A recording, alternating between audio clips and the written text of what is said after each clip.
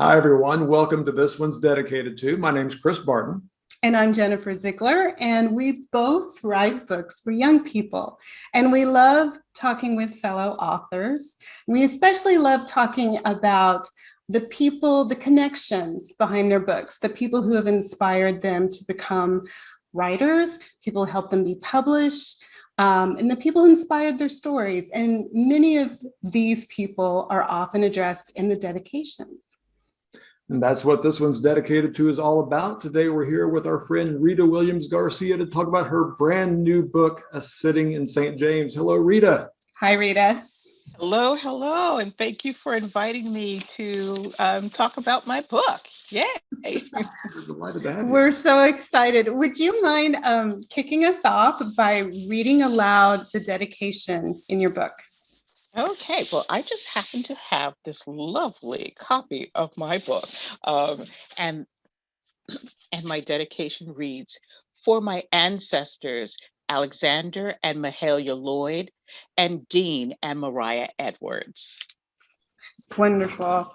Now, I know you haven't met these people and didn't know them, but can you talk a little bit about what you do know about them and why your book is dedicated to them? Yes, well, in both cases, both married couples are the last generation to be enslaved.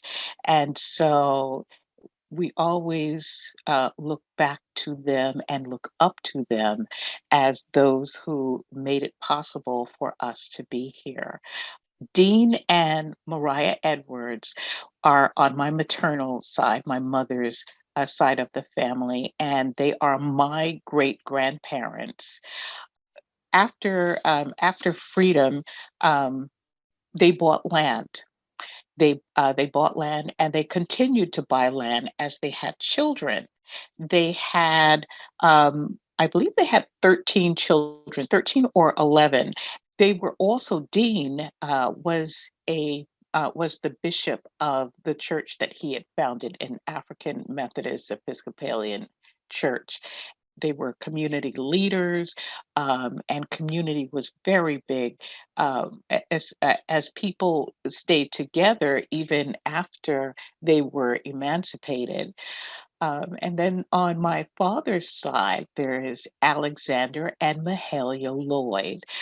Now, Alexander went into service for the Civil War, and he died in battle in 1863. Grandma used to tell us about how they would wait every like for the month to come that the post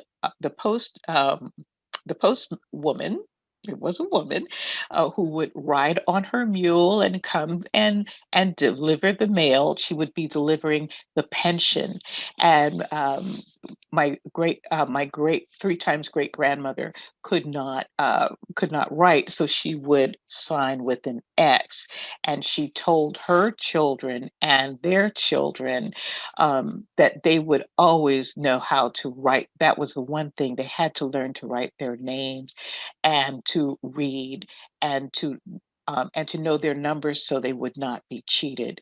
And so she was the one who raised my grandmother, um, and and so she is like that link because I have my grandmother's stories. What do you consider when you're deciding who to dedicate a book to?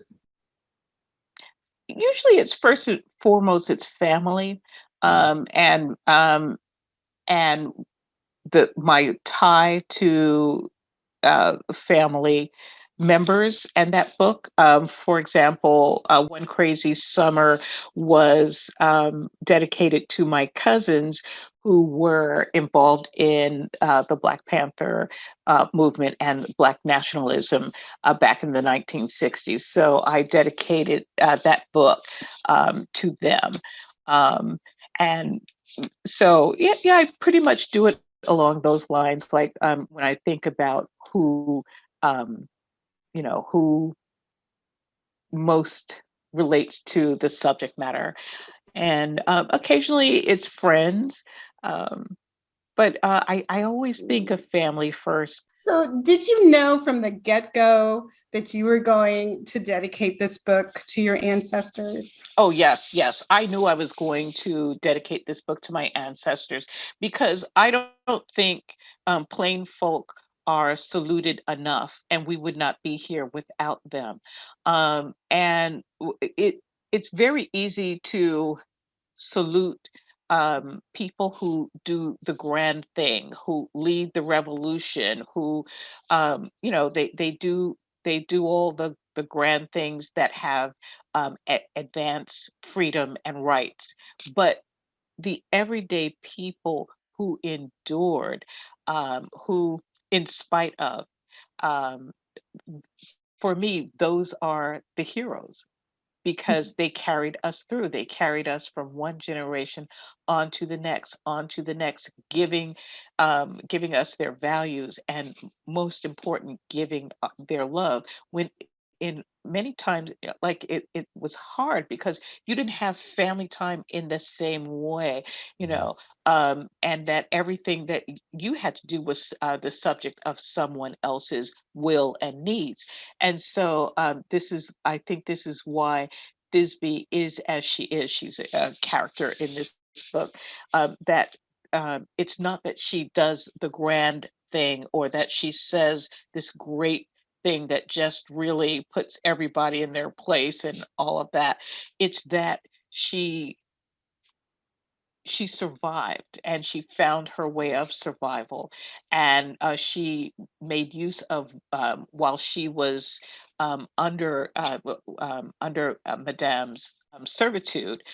She made use of what she learned from being in service, and that's what many of us had to do, to kind of quietly learn whatever we could learn.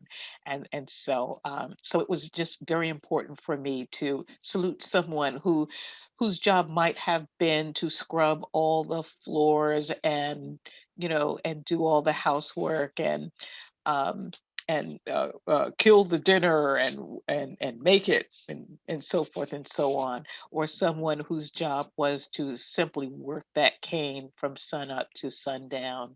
um and um and so this is my homage to those ancestors who simply endured. And I say that word simply.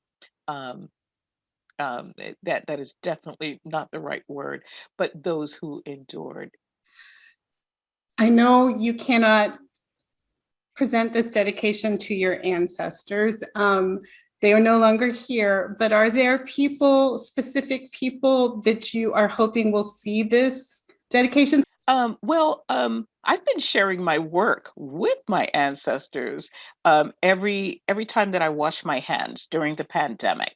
So I say my prayer while I'm hand washing, and I also give thanks to my ancestors, and I name them by name, and I let them know what I'm doing. So I've been in conversation with them all throughout this journey and letting them know that I am honoring them and that I hope that I do them proud. Um, I always especially think of Mahalia, who said, X won't do for your next generation. That X won't do. You have to be able to write. And so I am letting her know that I am carrying on as she would like me to.